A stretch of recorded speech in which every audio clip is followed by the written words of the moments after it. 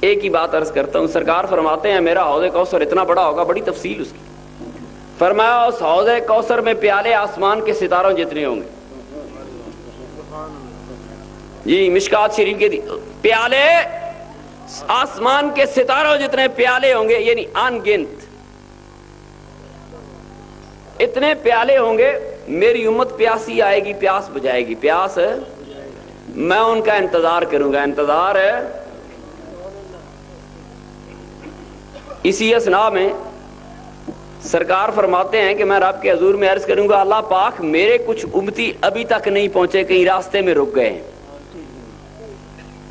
بس میں تفصیل پہ جاتا ہی نہیں. یہ صحیح حدیث مشکات شریف میں موجود ہے, ہر آدمی دیکھ سکتا ہے. حضور فرماتے ہیں اور یہ مسلم شریف سے کے حوالے سے ہے. آپ فرماتے ہیں کہ میں انتظار کر رہا ہوں گا اور میں رب کے حضور میں عرض کروں گا کہ اللہ پاک میرے کچھ امتی پیچھے ہی روک لیے گئے جو مجھ تک نہیں پہنچے. ذرا میں صرف تشریح کرتا ہوں. دوستو انتظار کس کا ہوتا ہے؟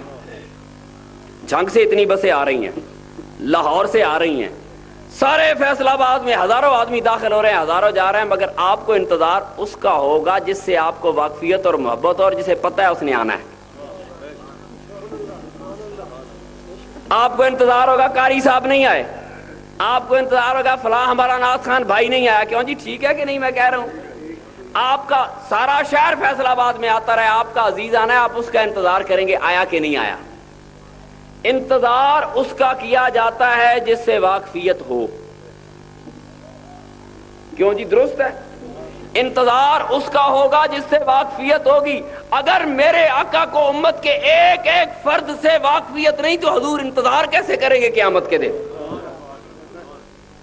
حضور کیسے بارگاہ الہی میں جب حضور سوال فرماتے ہیں کہ میرے کچھ امتی روک لیے گئے تو آقا کو پتا ہے کون کون نہیں آئے. اتنی بڑی دلیل میرے آقا کے علم کی. وہ کہتے ہیں جو بے خبر ہو جو غلاموں سے وہ آقا کیا ہے. دوستو آج میں بتاؤں صحیح حدیث یہ کہ حضور نبی پاک صلی اللہ علیہ وسلم خدا کی بارگاہ میں عرض کریں گے اللہ پاک میری امت کے کچھ لوگ ابھی تک نہیں پہنچے. جو پہنچ گئے سرکار ان کو بھی ظاہر ہے سب نبیوں کی امتوں نے آنا ہے.